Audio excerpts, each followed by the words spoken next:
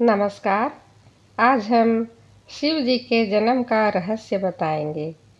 भगवान शिव के बारे में ऐसा कहा जाता है कि भगवान शिव त्रिलोक के आदि और अंत के देवता हैं, जिनके आगे दुनिया की सभी शक्तियां असफल हो जाती हैं। लेकिन क्या आपको मालूम है कि आखिर भगवान शिव का जन्म कैसे हुआ? उनकी माता कौन थी और उनके पिता का क्या नाम था? उन्होंने किस से अपनी शिक्षा प्राप्त की थी और किस किस को शिक्षा का दान दिया था? अगर नहीं तो चलिए, क्योंकि इस वीडियो के माध्यम से हम आपके इन्हीं सभी सवालों का जवाब देने वाले हैं, इसलिए प्लीज़ स्किप किए बिना अंत तक ज़रूर देखें। आज सबसे पहले भगवान शिव के जन्म से जुड़ी पहली कहानी यानी शिव पुराण की एक लोकप्रिय कथा के बारे में बताने वाली हूँ। शिव पुराण के अनुसार भगवान शिव को स्वयंभू माना जाता है, जिसका मतलब होता है कि भगवान शिव का जन्म स्वयं ही हुआ था। यानी कि इससे एक बात तो साफ हो जाती है कि ना ही भगवान शिव की कोई माता है और ना ही उनके कोई पिता हैं। इसी कारण भगवान शिव पंच तत्व से भी परे हैं, जिस कारण से उन्हें मृत्यु का भी कोई भय नहीं है और इनकी मृत्यु कभी नहीं हो सकती। पर अब बात करते हैं विष्णु पुराण में बताई गई भगवान शिव के जन्म से जुड़ी हुई एक और कहानी के बारे में। विष्णु पुराण में बताया गया है कि भगवान विष्णु के माथे से निकलने वाले तेज के कारण भगवान शिव की उत्पत्ति हुई थी और उनके नाभि से निकलते हुए तेज से कमल पर विराजमान ब्रह्मा जी का जन्म हुआ था। मगर दूसरी ओर भगवान विष्णु के जन्म के बारे में शिव पुराण में बताया गया है कि एक बार की बात है, जब भगवान शिव अपने घुटने मल रहे थे और उनके घुटनों से निकलने वाले मैल से भगवान श्री विष्णु जी का जन्म हुआ था। पर अगर ऐसा हुआ है तो विष्णु पुराण और शिव पुराण एक दूसरे से बिल्कुल अलग है। इस कथा के अलावा भगवान शिव के जन्म की एक और पौराणिक कथा काफ़ी ज़्यादा प्रसिद्ध है, जिसे शायद आपने बड़े बुजुर्गों से सुना होगा। पर अगर नहीं सुना है तो आपकी जानकारी के लिए बता दें कि एक बार की बात है, जब भगवान विष्णु और परम ब्रह्मा जी के बीच इस बात पर बहस छिड़ गई थी कि आखिर इस संसार में सबसे महान कौन है। और जब भगवान विष्णु और भगवान ब्रह्मा इस बात को लेकर बहस कर रहे थे, तो एक जलते हुए खंभे के रूप में महादेव उनके बीच आए। वे दोनों इस रहस्य को समझ पाए और तभी अचानक से एक आवाज़ आई, जिसने कहा, जो भी इस खंभे को छोर ढूंढ लेगा वही सबसे महान कहलाएगा। ऐसा सुनते ही ब्रह्मा जी ने एक पक्षी का रूप लिया और खंभे का ऊपरी हिस्सा ढूंढने निकल गए। वहीं विष्णु जी ने वराह का रूप धारण किया और खंभे का अंत ढूंढने निकल गए। बहुत देर तक खोजने के बाद भी दोनों में से किसी को भी खंभे का छोर नहीं मिला था और दोनों हार कर वापस आ गए।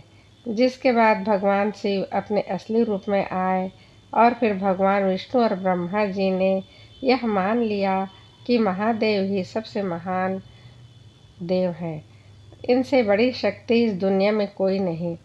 इसके साथ ही शिव पुराण में बताया गया खंभा इस बात को दर्शाता है कि न ही भगवान शिव जी का कोई आदि है और न ही कोई अंत है। एक और कारण तो यही है कि भगवान शिव को स्वयंभू कहा जाता है, यानी भगवान शिव का अंत है ही नहीं, वे अमर हैं। अब हम बात करते हैं भगवान शिव से जुड़े एक ऐसे विषय के बारे में जो सबसे ज़्यादा प्रसिद्ध है। क्या भगवान ब्रह्मा भगवान शिव के पिता हैं? जी हाँ, इनकी एक कहानी लोगों के बीच काफ़ी प्रसिद्ध है। तो आपको बता दें कि आखिर किस प्रकार भगवान शिव ने ब्रह्मपुत्र के रूप में जन्म लिया था। इसके पीछे विष्णु पुराण की एक पौराणिक कथा है, जिसके अनुसार जब धरती आकाश पटल या कहे पूरा यूनिवर्स जलमग्न यानी पानी में डूबा हुआ था, तब भगवान विष्णु के अलावा कोई भी देव या प्राणी संसार में नहीं था। तब केवल विष्णु ही जल पर अपने शेष नाग पर लेटे हुए नजर आ रहे थे।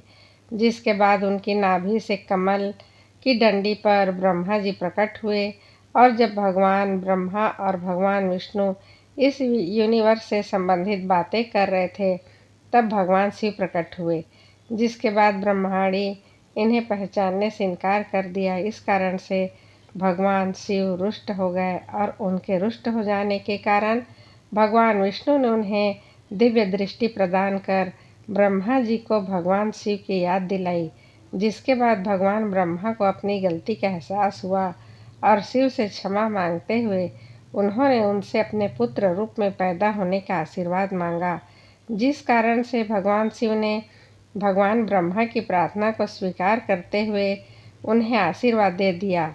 लेकिन इसके बाद जब भगवान ब्रह्मा ने इस सृष्टि की रचना शुरू की तो उन्हें एक बच्चे की ज़रूरत पड़ी और तब उन्हें भगवान शिव का आशीर्वाद ध्यान आया, जिसके लिए भगवान ब्रह्मा ने तपस्या की और बालक के रूप में भगवान शिव उनकी गोद में रोते हुए प्रकट हुए।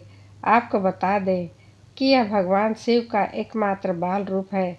जब भगवान ब्रह्मा ने उनके रोने का कारण पूछा तो उन्होंने बताया कि उनका कोई नाम नहीं है। तब भगवान ब्रह्मा ने भगवान शिव का नाम रुद्र रख दिया, जिसका मतलब होता है रोने वाला। पर इसके बावजूद भी भगवान शिव नहीं हुए, इसलिए ब्रह्मा ने उन्हें दूसरा नाम दिया, पर शिव को वो नाम भी पसंद नहीं आया। फिर भी वे चुप नहीं हुए। इस तरह शिव को चुप कराने के लिए भगवान ब्रह्मा ने भगवान शिव को 108 नाम दिए, जो रुद्र, सर्वभाव, उग्र भीम, पशुपतिनाथ और महादेव जैसे नाम थे, और शिव पुराण के अनुसार उनके ये नाम पृथ्वी पर लिखे गए थे। इसके बाद आती है श्रीमद् देवी महापुराण की। तो श्रीमद् देवी महापुराण में भगवान शिव की माता और पिता के बारे में बताया गया है। श्रीमद् देवी महापुराण के अनुसार देखा जाए तो एक बार जब भगवान नारद जी ने अपने पिता भगवान ब्रह्मा जी से पूछा कि सृष्टि का निर्माण किसने किया है, साथ ही भगवान विष्णु, भगवान शिव और आपके माता पिता कौन हैं, तब भगवान ब्रह्मा जी ने नारद को त्रिदेव के जन्म के बारे में बताया। जो बताया वाकई चौंका देने वाली बात थी। दरअसल उन्होंने कहा कि देवी दुर्गा और शिव स्वरूप ब्रह्मा के योग से ब्रह्मा, विष्णु और महेश का जन्म हुआ था। यानी प्रकृति का रूप लिए माँ दुर्गा ही हम तीनों की माता है और ब्रह्मा यानी सदा शिव हमारे पिता हैं। इसके साथ ही श्रीमद् देवी महापुराण में भी भगवान विष्णु और भगवान ब्रह्मा के बीच हुए झगड़ा की एक कहानी मिलती है, जिसके अनुसार एक बार श्री ब्रह्मा जी और विष्णु जी से झगड़ा हुआ और दोनों में बहस छिड़ी हुई थी। तब भगवान ब्रह्मा ने कहा, सृष्टि को मैंने बनाया है और मैं ही प्रजा का पिता हूँ। जिसके जवाब में भगवान विष्णु जी ने कहा कि मैं आपका पिता हूँ क्योंकि आप मेरी नाभि से निकले हैं, कमल से पैदा हुए हैं। और धीरे धीरे कर ये बहस बढ़ती गई। इसके बाद इन दोनों का झगड़ा सुनकर सदाशिव वहाँ पहुँचे और उन्होंने कहा कि पुत्रों, मैंने ही तुमको इस संसार को बनाने और इसे संभालने के लिए केवल 2 काम दिए हैं। इस प्रकार मैंने शंकर और रुद्र को संहार और तीनों गति के कार्य दिए हैं। इसके साथ ही उन्होंने कहा कि मेरे 5 मुख हैं। एक मुख से आकर दूसरे मुख से पुकार, तीसरे मुख से मुखर, चौथे मुख से बिंदु और 5वें मुख से नाद यानी कि शब्द प्रकट हुए हैं। इन्हें पारियों को एक साथ मिलाकर देखा जाए तो एक अक्षर ओम बनता है, जिसे आज हम सभी भगवान शिव के मूल मंत्र के रूप से जानते हैं। इतना कहने के बाद भगवान ब्रह्मा और विष्णु दोनों ही समझ गए कि भगवान शिव से ज़्यादा शक्तिशाली इस दुनिया में कुछ भी नहीं है और दोनों ने भगवान शिव को प्रणाम किया और चले गए।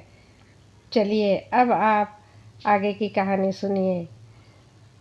शिव के बारे में तो जान ही चुके हैं, तो क्या आपको पता है आखिर भगवान शिव ने किस से शिक्षा प्राप्त की थी और उनके गुरु कौन थे? हम जानते हैं, शायद इसका जवाब आप में से किसी को पता होगा, पर जिन्हें नहीं पता उन्हें बता दें कि भगवान शिव स्वयं इस संसार के गुरु माने जाते हैं। जिन्होंने संसार में गुरु शिष्य की परंपरा की शुरुआत की थी। लेकिन अगर सवाल आता है आखिर भगवान शिव किसके गुरु, तो आपको जरूर जान लेना चाहिए कि हिंदू धर्म के ग्रंथ कहते हैं कि ब्रह्मा जी और शिव जी इस संसार के सबसे पहले गुरु हैं, जिन्होंने गुरु शिष्य के इस रिश्ते की शुरुआत की थी। जहां भगवान ब्रह्मा ने अपने मानस पुत्रों को शिक्षा प्रदान की थी, वहीं भगवान शिव ने अपना ज्ञान केवल अपने 60 शिष्यों को दिया था। यानी भगवान शिव साक्ष के गुरु थे। वे जिन शिष्यों के गुरु थे उन्हें आज के समय में सप्त ऋषियों का दर्जा दिया गया है। तो दोस्तों, यह थे भगवान शिव के जन्म से जुड़े हुए फैक्ट्स। जो आपको ऐसे लगे हमें कमेंट करके ज़रूर बताइए। साथ ही अगर आपको वीडियो पसंद आया हो तो इसे लाइक और चैनल को सब्सक्राइब करना बिल्कुल ना भूलें। धन्यवाद। आपका दिन मंगलमय हो, शुभ हो।